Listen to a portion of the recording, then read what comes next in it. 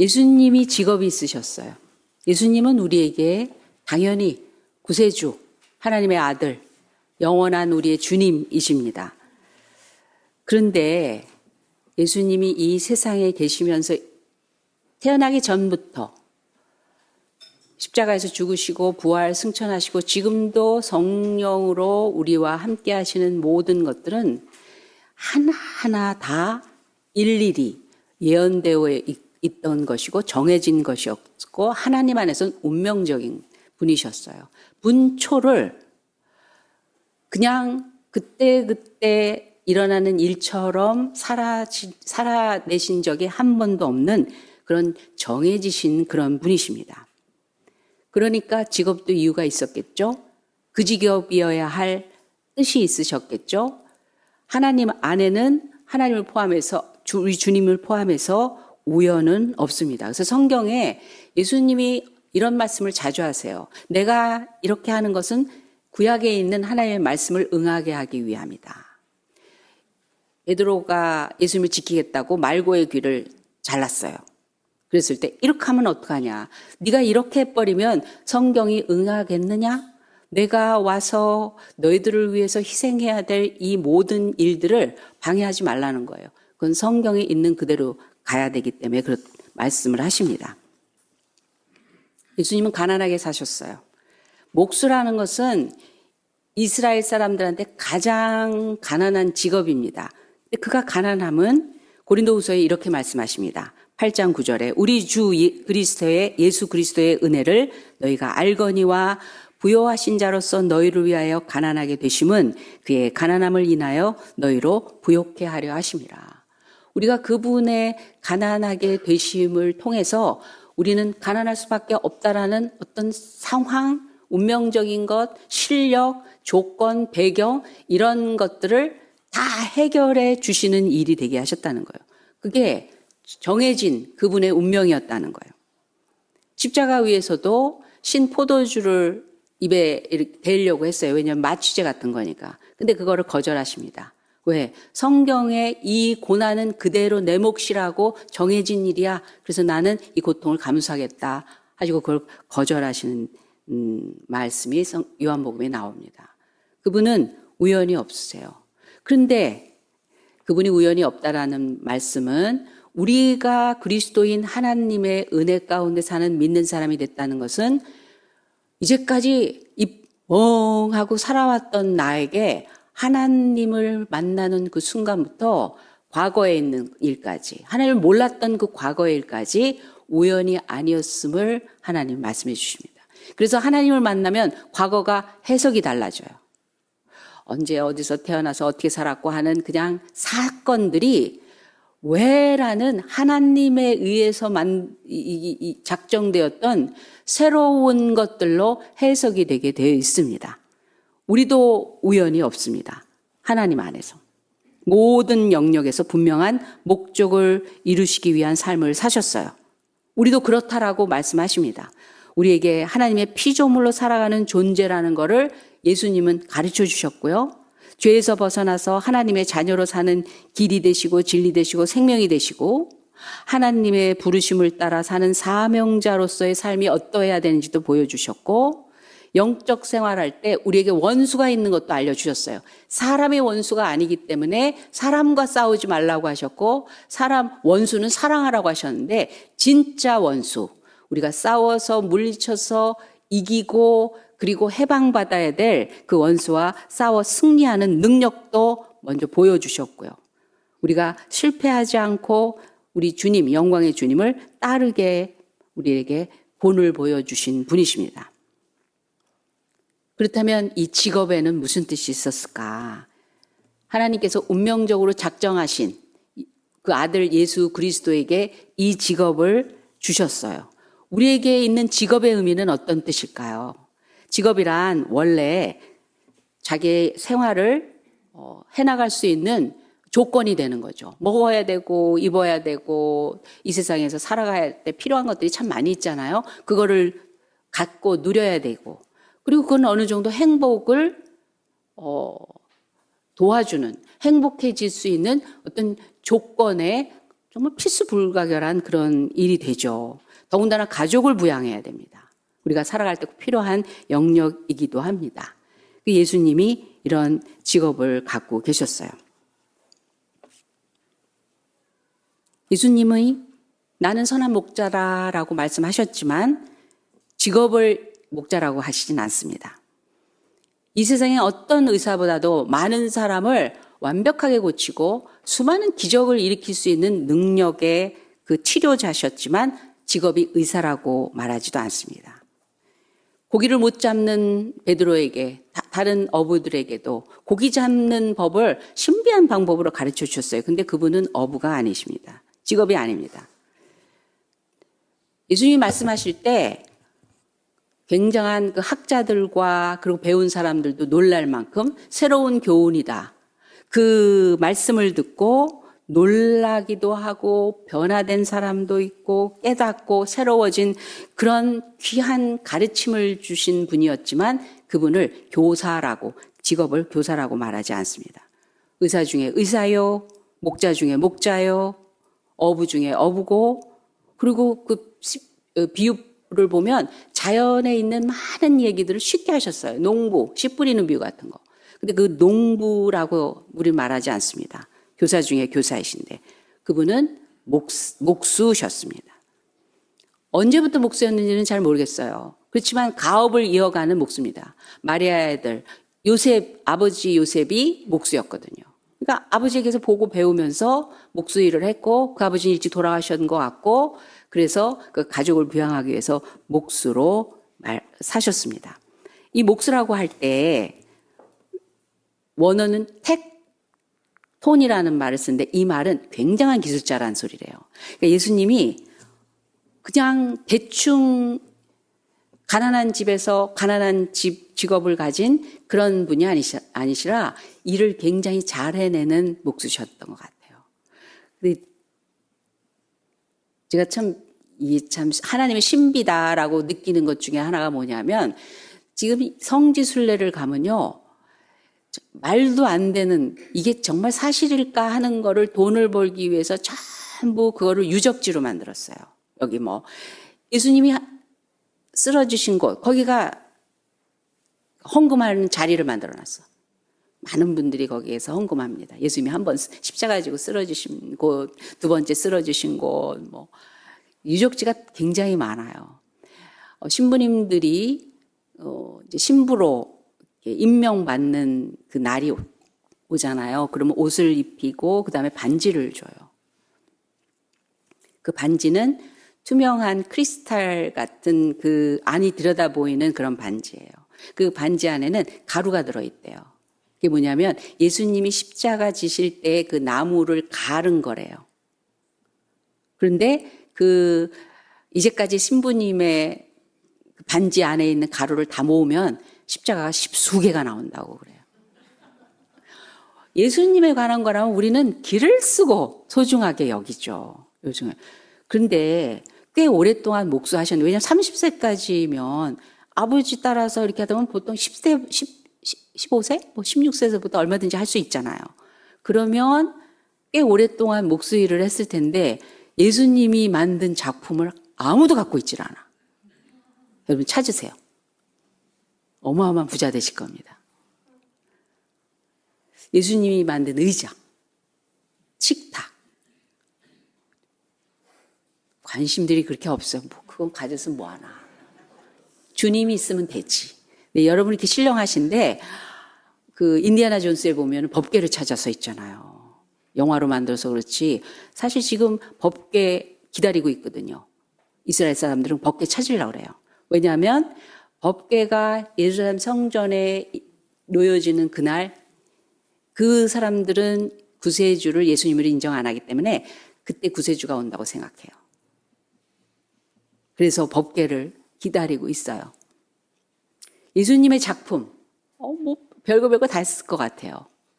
나무로 목수로서 할 수 있는 다양한 작품들을 많이 만드셨을 텐데 그러나 어쨌든 작품은 없어. 그 직업이 목수라는 거예요.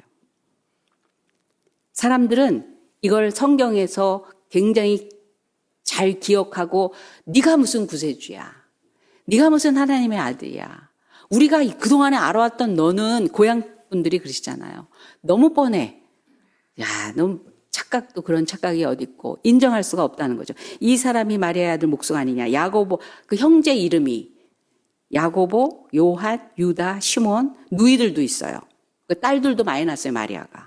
우리와 함께 여기 있지 아니하냐 하고 예수를 배척한지라. 성경은 예수님이 우리의 구세주라는 거에 초점을 맞추시면 되는데 기어코 목수, 나사렛 목수라는 걸 계속 얘기를 하세요. 그러면서 예수님은 선지자가 자기 고향과 자기 친척과 자기 집 외에는 존경을 받지 않음이 없느니라 말씀하시면서 고향을 떠나셨습니다. 예수님 목수십니다. 왜? 목수란 어떤 사람입니까? 예수님은 이 세상 직업을 가지고도 우리에게 말씀하시는 거예요. 그분이 목수셨다는 거는 가지고 있는 나무 토막, 그냥 널려 있는 재료예요. 그냥 한 구석지기 사이드에 있는 아이예요. 누군지 몰라도 괜찮아요. 유명하지 않아도 괜찮아요. 이 안에 대단한 걸 갖고 있지 않아도 괜찮아요. 그런데 그 재료를 쓸모있게 만드시는 분이에요. 제가 도자기를 했는데 길바닥에 있는 어떤 구석, 자연 어느 구석에 있는 진토를 가져다가 그거를 개는 거예요. 흙을 좋아할 사람이 없고 흙을 가지고 뭐 돈을 투자하고 그런 사람이 어디 있겠어요? 그런데 도자기를 할 때는 그 흙을 알아봐요. 어떤 흙이어야 되는지 있어요. 그래서 일부러 돈 주고 사와요. 그런데 그걸 계속해서 빚어내 또 굴리고 하면서 아주 말랑말랑한 티가 하나도 없는 그런 재료로 먼저 준비해 놓고 그걸 몰래에다 놓고 그리고 가마에다가 놓고 뭐 오만 가지 과정을 통해서 어마어마한 비싼 걸로 만들어냅니다. 우리 주님은 남이 눈여겨보지 않는 것 같은 그냥 원래 있는 어떤 것들을 굉장히 쓸모있게 만드는 그런 직업을 가지신 분이셨다는 거예요. 어려서부터 다듬어지지 않는 나무를 쓸모있는 재료로, 쓸모있는 것으로 만드는 기술을 갖고 계셨던 분입니다. 그래서 우리 주님을 만나면요, 쓸모있는 인생으로 바뀌어요. 가치 있는 존재를 경험하기 시작을 합니다. 내가 이런 사람이었어? 내가 이렇게 중요한 역할을 해야 되는 뜻이 있는 그런 인생이었어? 세상에서 말하는 중요하다는 거와 가치 있는 거와 그리고 필요하다는 차원하고는 완전히 다릅니다. 제가 아무리 훌륭한들 다른 사람의 생명을 인생을 책임질 수 있겠어요? 내가 많이 아른들 그 사람한테 가장 중요한 진리를 내 거인 양 줄 수가 있겠어요? 저는 강요하는 사람처럼 살아요. 믿으세요. 오세요. 기도하세요. 헌금하세요. 다 내놓으래 자꾸. 내가 가져가는 거 아니니까 안심하시기 바랍니다. 강요하는 것처럼 하지만 그러나 그 인생 속에서 하나님이 어떻게 작업하는지 그거를 확실히 알기 때문에 그렇습니다. 막달라 마리아 정말 하찮은 여자였어요. 그런데 거룩한 하나님의 귀한 종으로 성녀 마리아로 만드셨습니다. 베드로 산 고기를 잡아다가 죽여서 좋아하는 사람이었어요. 많이 죽여야 그래서 사람들이 사가야 행복한 사람이었어요. 그런데 생명을 주는 사람을 낚는 어부, 사람을 위한 어부, 위대한 사도로 만드셨습니다. 사람을 핍박하고 잘못된 그 논리를 가지고 하나님 믿는 자를 죽이려고 돌아다녔던 사도 바울을 이방인의 위대한 하나님의 종으로 만드셨습니다. 그래서 충실한 그 사명을 감당하게 하셨습니다. 지금도 우리 주님은 성령을 통하여 수많은 정말 버려진 것 같은 인생을 쓸모있는 인생으로 만들어가고 계십니다. 예수님은 목수시라는 거예요. 그를 모시고 그분과 함께 살아가는 사람들에게 목수 되신 우리 주님께서 쓸모있는 인생 사람으로 만드십니다. 그래서 우리 아이들이 어렸을 때부터 우리 주님과 붙어 있으면요, 우리 부모님이 도와주시고 지원해 주시고 배경돼 주시고 양육해 주시고 하는 그거를 하나님은 사용하셔서 얼마나 멋진 인생으로 만드시는지 부모님의 계획하고 부모님의 소원하고 부모님의 노력하고 이게 현실과 딱 맞아 들어가지 않거든요. 사람이 계획할지라도 그 걸음을 인도하시는 하나님만이 이루시는 그것을 우리 자녀들이 충분히 그 인생을 살아갈 수 있는 사람들로 만들어 주시는 분이십니다. 우리 주님은 더군다나 집을 목수시기 때문에 목수는 집 짓는 사람이에요. 성경에는 기록이 없지만 아마 엄청나게 집을 많이 짓는 일에 아마 일을 하셨을 것입니다. 예루살렘 성전 앞에서 제자들이 이렇게 얘기를 합니다. 주님, 너무너무 아름다운 성전 보세요. 이 헤롯은 유대인들을 환심 사기 위해서 솔로몬의 성전이 파괴된 이후에 재건을 할 때 말도 안 되게 크게 화려하게 만들었어요. 하나님의 의도와 다른 방식으로 성전을 지었어요. 그리고 나서 제사장들을 돈 주고 임명을 하고 그래서 많은 타락한 종들이 많이 거기서 돈 받고 일을 하고 있었어요. 근데 어쨌든 위대하잖아요. 성전. 화려하고 웅장하고 크고 어부였던 제자들이 예루살렘에 예수님과 함께 와서 봅니다. 주님, 성전이에요. 대단하지 않습니까? 그렇게 얘기했을 때 예수님이 말씀하십니다. 너희가 이 성전을 헐라. 내가 사흘 동안에 일으키리라. 이때 유대인들은 이 성전은 46년 동안이나 지었는데 자기가 무슨 재주로 3일 동안 다시 일으키겠다는 거냐 이렇게 말합니다. 예수님은 보이는 건물의 성전을 말하는 게 아니라 자신의 육체 대신 사람을 살리고 새롭게 하고 하나님과 연결시키는 그 구원의 일을 하시는 예수님의 육체를 가르쳐서 말씀하신 거예요. 죽은 가운데서 다시 살아나신 후에야 제자들이 이 말씀하신 것을 기억하고 성경과 및 예수의 하신 말씀을 믿었더라. 이렇게 요한복음에 나와 있습니다. 이건 다 목수적인 용어예요. 집을 헐라 내가 다시 세우겠다. 예수님은 가시적인 성전을 말씀하신 게 아니라 보이지 않는 마음의 성전, 심령의 성전을 하나님을 모신 성전을 말씀하신 것을 제자들은 나중에야 알게 된 것입니다. 육신의 집을 30세까지 지으시는 일을 했던 목수 예수님이 지금은 하나님의 성령님을 통해서 마음의 성전을 만들고 계시는 영적 목수가 되시는 것입니다.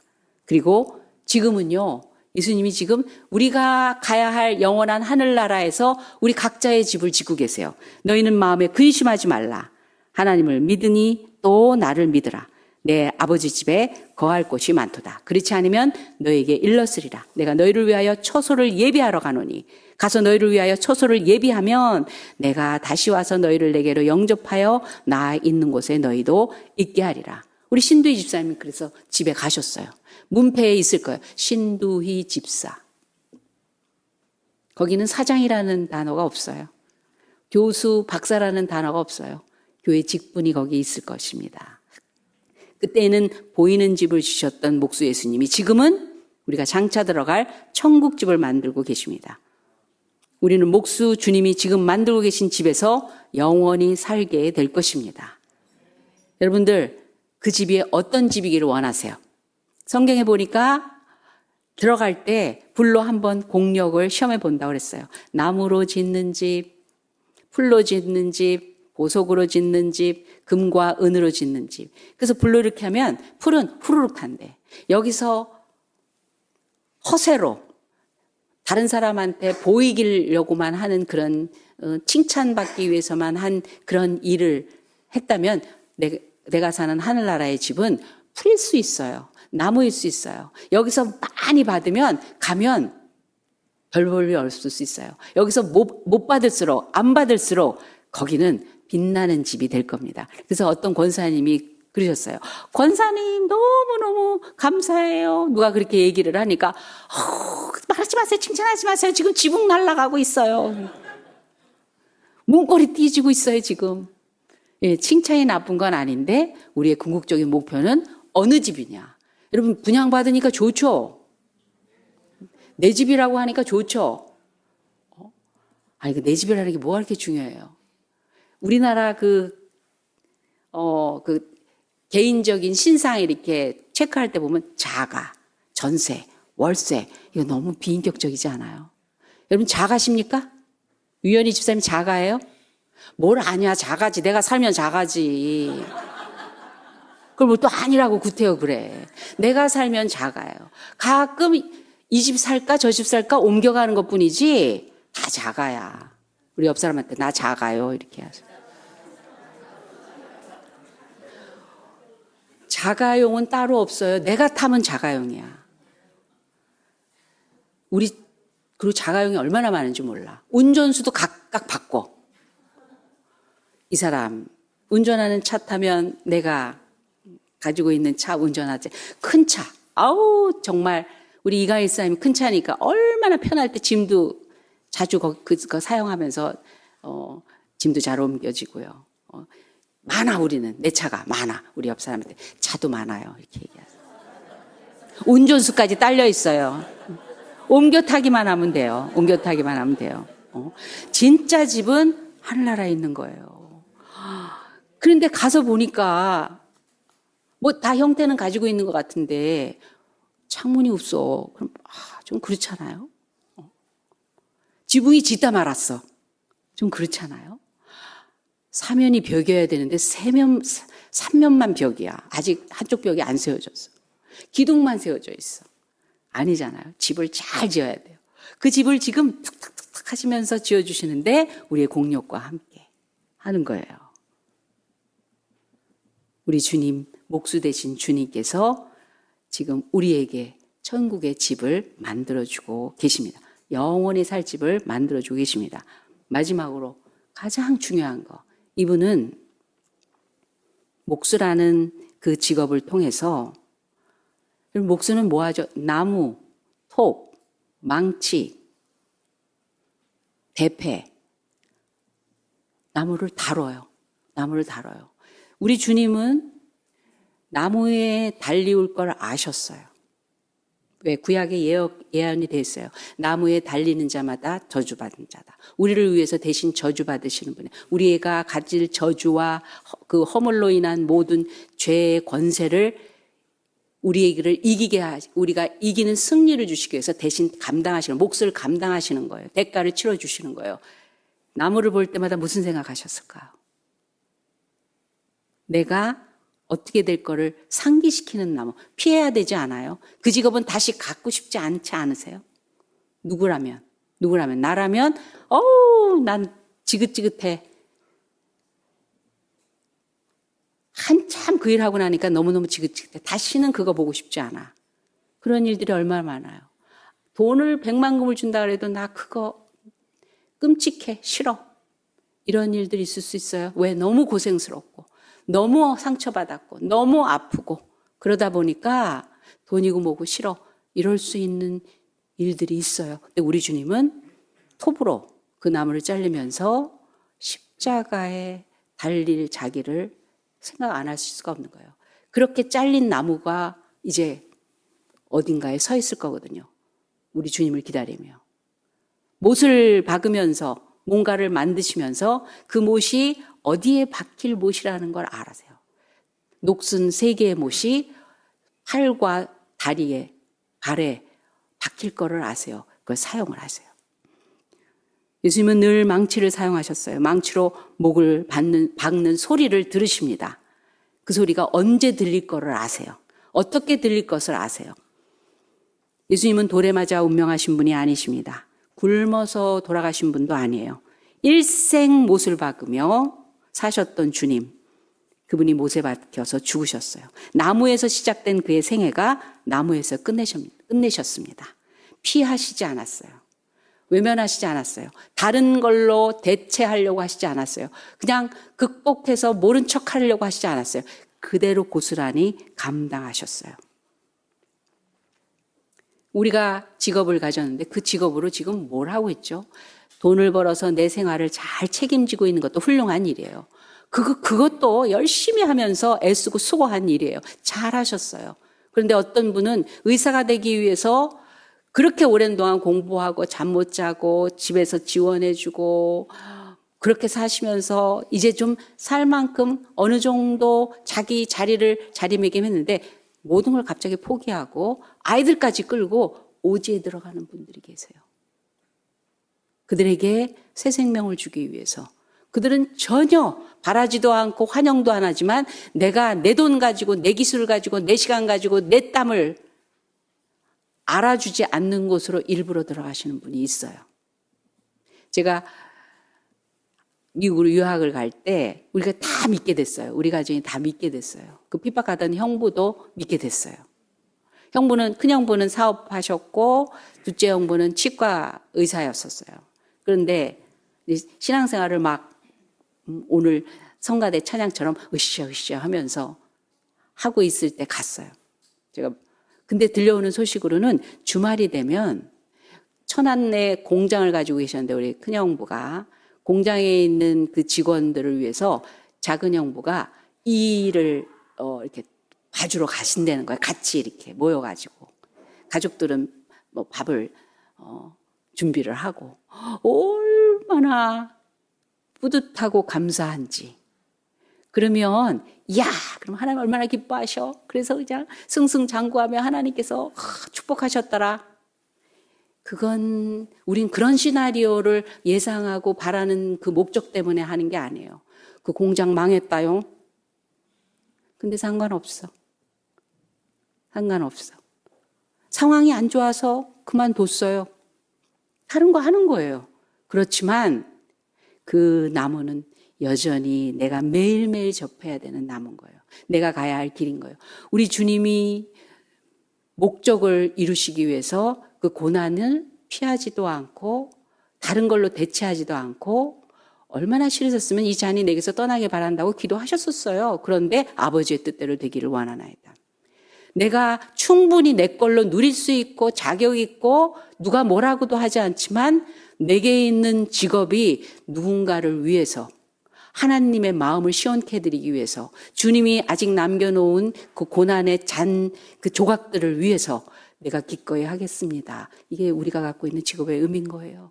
내가 어떤 기술이 있고 돈을 벌고 그리고 무언가를 해낼 수 있는 다양한 능력을 갖췄는데 그런데 내가 사는 것뿐만이 아니라 더 많은 여유들을 그 시간들을 일부러 쪼개고 그러면서 하겠다는 거예요. 은혜 받으니까 참 좋은 것 같아요. 정말 은혜가 대단히 우리한테는 생명과도 같은 거예요. 어저께 저녁 기도에 좀 일찍 왔더니 우리 한 청년 하나 화장실 청소를 웬가당 댕가당 하면서 화장실을 혼자 하고 있었어. 안 해도 돼. 안 해도 깨끗할 수 있고요. 우리는 얼마든지 편안하게 쓸 수 있고요. 누가 뭘 하지도 않아요. 그런데 예배드리는 믿음 생활을 하는 누군가가 쓰는 하나님을 믿는 그 사람들이 자리에 와서 필요할 때 그래도 기왕이면 그리고 그걸 내가 내 시간 들여서 내 땀을 흘려서 이건 사람한테 칭찬받는 걸로 끝나는 일이 아닌 거예요. 그게 우리의 직업의 의미인 거예요. 우리의 삶의 의미인 거예요. 우리가 뭔가를 하는 거에 대한 의미인 거예요. 주님은 십수년을 그 나무를 계속 만졌다니까요. 그 못을 계속 박았다니까요. 그 못소리를 계속 들었다니까요. 그게 자기를 찌르고 고통에서 몸부림치는 그 일이 될 거를 아시면서 그 자리를 계속 지켜내셨다. 우리는 그런 주님처럼 하지는 않지만 기꺼이 이제는 저도 이만큼 감당할게요. 나한테 주실 거를 알고 편안하게 할게요. 하나님이 이끌어 주시는 이제 미래가 확실한 그 길까지 가는데 조금도 두려움 없이 따라갈게요 하면서 우리가 먹고 사는 일 속에서 얼마든지 주님 그 남겨진 그 작은 고난들을 우리가 감당할 수 있습니다. 감당하는 것이 우리에게 주어진 삶의 몫입니다. 우리 그런 직업관으로 여러분들 이 세상은 여러분들의 그 손길로 인해서 누군가는 막혔던 숨이 열리고 죽어가던 자가 생명으로 바뀌고 방황하던 영혼들이 진리의 길로 들어서는 그런 일이 될 것입니다. 여러분들을 필요로 하십니다. 여러분들에게 직업을 주셨습니다.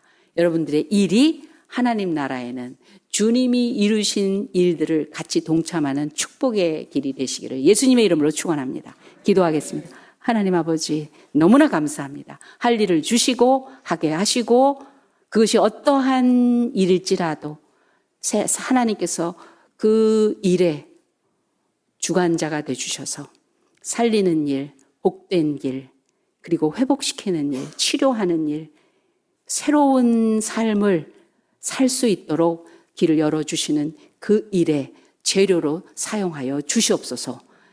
우리의 모든 것들을 주관하셔서 하나님이 남겨놓으신 복음과 함께 걸어가야 할 이 일이 우리 주신 달란트와 은사와 직업과 여유와 모든 환경 속에 그 재료가 됨을 믿습니다.